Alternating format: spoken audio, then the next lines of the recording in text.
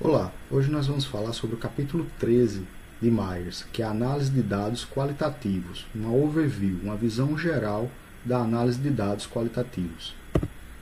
A análise de dados qualitativos é o segundo grande passo após a coleta de dados, ou seja, é nesse momento onde o pesquisador vai se debruçar sobre todos os dados, todas as informações que conseguiu coletar. E é por isso que é importante o alinhamento entre as abordagens de coleta e análise. Myers e outros autores como Gray sempre reforçam a importância desse alinhamento, o alinhamento do que entre as abordagens de coleta e análise. Por isso a importância de desenvolver um projeto de pesquisa onde o pesquisador já tem uma noção de qual método de análise pretende usar, que é mais adequada à situação que ele deseja estudar, o campo de estudo, para que o instrumento de coleta também seja alinhado. E mais na frente a gente vai falar sobre outros alinhamentos importantes para que o pesquisador, na fase de análise, caminhando para a reta final do seu trabalho, não fique perdido em grandes problemas. O rapaz aqui da imagem já está preocupado, talvez pensando por que ele não fez veterinária. Até porque uma simples entrevista de 1 hora pode render muitas palavras e horas de trabalho. Myers estima que em 1 hora de entrevista pode render 7 mil palavras e 70 mil se você entrevistar apenas 10 pessoas. Então é muito importante pensar nesse alinhamento entre os métodos de coleta e os métodos de análise. As questões da análise qualitativa, Myers faz uma série de questionamentos para ajudar o pesquisador a compreender melhor essa questão da análise. Então a análise ela ajuda o pesquisador a entender qual é o significado dos dados que ele tem em mãos, quais são os principais temas, como os dados podem contribuir no campo de estudo do pesquisador. E ele traz como principais pontos a observar exatamente o que eu já havia adiantado: coleta em quantidade e qualidade adequadas.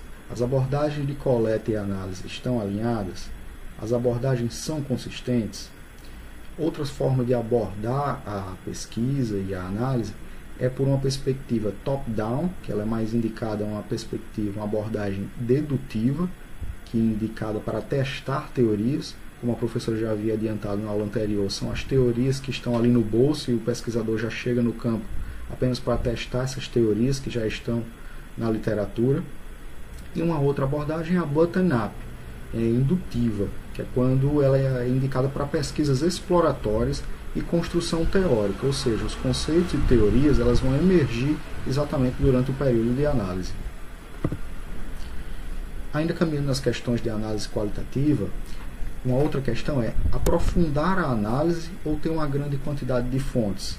Quanto mais fontes de dados tiver, menor será a capacidade de aprofundar a análise. Só uma parte dos dados é mais importante do que outras. Muitos pesquisadores perdem muito tempo e demoram muito a perceber isso e acabam exatamente consumindo muito tempo sem avançar na pesquisa, por causa exatamente desse não ter uma clara noção entre aprofundar em um determinado ponto ou ser mais generalista, abranger um espaço maior, uma amostra mais diversificada. Isso também é provocado pela crença que alguns pareceristas de periódicos provocam, exigindo sempre uma amostra maior, dando a entender que a quantidade é superior à qualidade. Myers deixa claro que em muitas pesquisas publicadas em revistas top e de conteúdo sério, um número pequeno de amostras, por exemplo 5, pode ser melhor do que outra, maior do que 10 ou 30, que é o número que se tem como o adequado para uma distribuição normal. Mas o que vale mesmo em relação à quantidade é a qualidade, ou seja, o quão diversificada e representativa é a amostra que foi coletada. Entretanto, Myers faz a ressalva que é importante o pesquisador já estar alinhado com a visão dos pareceristas do periódico para não ter esse conflito e render contra-argumentações, já publicar na linha da pesquisa, fazendo sempre essa observação da qualidade. Principais abordagens de análise de dados qualitativos em negócios e administração. Então aqui a gente já começa a trazer as principais métodos assim que são utilizados. Podem ser utilizados mais um ou só um, vai depender do que o pesquisador e do alinhamento, como a gente já havia falado, à base de dados que o pesquisador tem acesso e está disponível. A codificação, por exemplo, ela consiste em sumarizar significados dos textos coletados através de categorias. São as sucessões de categorias para organizar todas aquelas entrevistas, todos aqueles textos em uma codificação que é testada em um modelo e esse modelo é comprovado, a inter-relação dos códigos identificados nesses modelos oriundos de entrevista. Ground Theory, por exemplo, é um dos métodos que utiliza muito a codificação, essas sucessivas codificações até se chegar a um modelo coerente.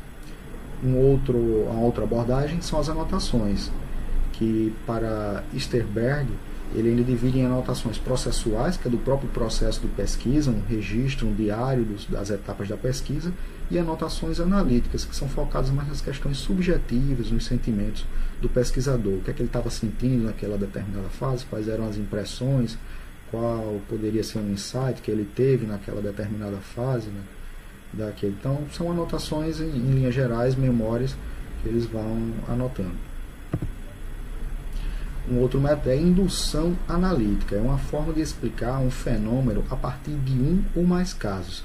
Segundo a descrição de Ryan e Bernard, são realizados 6 passos para identificar o fenômeno, definir uma explicação provável e realizar testes até a explicação perder a validade. Ou seja, define o fenômeno, define uma explicação que seja possível para esse fenômeno e vai analisando os casos se essa explicação é adequada. Quando ela não deixa de ser válida, deixa de explicar, então o pesquisador tem aí duas alternativas. Ou ele altera a explicação para continuar incluindo novos casos, com a explicação já reformulada, ou a descrição do fenômeno é alterada para o caso inadequado, aquele caso que falseou, poder ser excluído. Aqui eu acho que é uma questão bem delicada, e eu me recordo do mito, da mitologia grega, do leito de Procusto, que ou ele esticava o sujeito para encaixar na cama, ou ele cortava também para encaixar na cama. É um dos dilemas que o pesquisador deve enfrentar. Um outro são as séries de eventos. São listas, uma série de eventos de ordem cronológica. Podem ser organizados em categorias e apresentados em uma tabela ou fluxograma. Uma boa e velha timeline, com os eventos que o pesquisador lista, que são mais importantes, como, por exemplo, fundação da empresa, a abertura do capital no mercado de ações, um outro evento, e ele vai listando esses principais eventos em uma ordem cronológica. Ainda semelhante à série de eventos, tem os incidentes críticos, que é uma relação, uma listagem de eventos críticos que o pesquisador identifica que são relevantes para a pesquisa. Por exemplo, em determinado tempo a empresa teve uma queda de suprimentos, ficou sem determinados suprimentos. Então aí ele abre para análise, por que esses suprimentos faltaram na linha de produção. Um gerente identificou que em uma determinada região as vendas caíram drasticamente. Então elas tanto são questões que podem emergir da própria literatura trazidas pelo pesquisador, como também se o pesquisador considerar, aquelas que são reportadas como críticas pelos pesquisados, os entrevistados. A análise metafórica, ela faz exatamente a análise da metáfora. A metáfora é um recurso que há uma migração, vamos dizer assim, de significados, geralmente de um campo mais físico para um outro campo mais abstrato, como por exemplo, precisa abrir as janelas, mas se referindo ao Windows 11. Garimpar ou minerar dados são exemplos de metáforas que são utilizadas e que podem, através dessa análise metafórica, refletir sobre o que e através de quais nós percebemos, falamos, pensamos e agimos. E aqui ele traz os passos para identificar a metáfora, que é basicamente a palavra ou a frase que pode ser entendida como além do significado literal, entender essa ramificação de uma experiência física e entender essa transferência para uma outra área, uma área-alvo. E o segundo passo é organizar a linguagem metafórica e agrupar em uma quantidade menor de conceitos. Bom, em meio a várias abordagens, qual é a abordagem de análise qualitativa de dados? Um pesquisador iniciante pode ficar meio aturdido, meio perdido e não saber qual a abordagem. Então Myers ele acredita que não existe uma que se sobreponha, que seja a melhor de todas, porque todas as abordagens têm vantagens e desvantagens. Cabe ao pesquisador fazer uma análise. E para esta análise, ele propõe algumas questões. Então, por exemplo, você acha a abordagem interessante?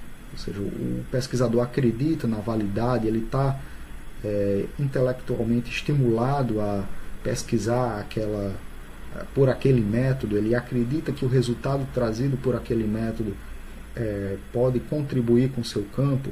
Não adianta fazer uma análise só porque o orientador acha interessante ou porque ele viu uma matéria que outro pesquisador achou interessante.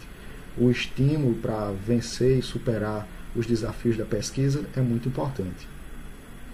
Outro ponto é: a abordagem é consistente com as afirmações filosóficas sobre conhecimento e realidade, questões relacionadas mais à hermenêutica e outros campos, fazem a diferença e exigem sempre esse alinhamento, essa consistência teórica que vão dar credibilidade e que um bom trabalho vai saber alinhar isso em sua metodologia.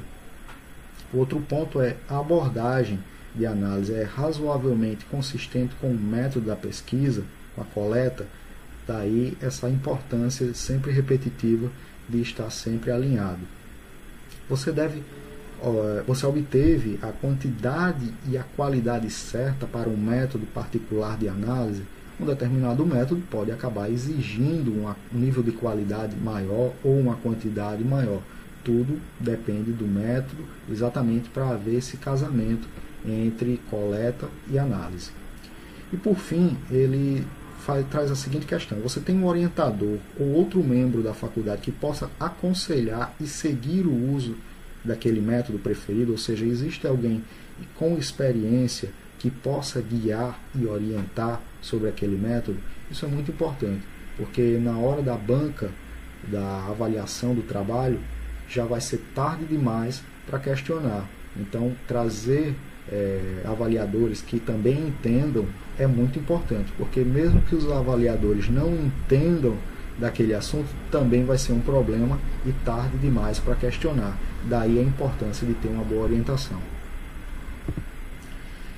Já caminhando aqui para o uso de softwares de análise de dados qualitativos, Myers orienta que pode um pesquisador que tem uma visão mais holística, hermenêutica, uma análise mais narrativa, pode não preferir usar, porque eles preferem fazer uma análise e assumir o próprio julgamento, fazer na fase de análise, ter com base mais na intuição do que mecanizar esse processo.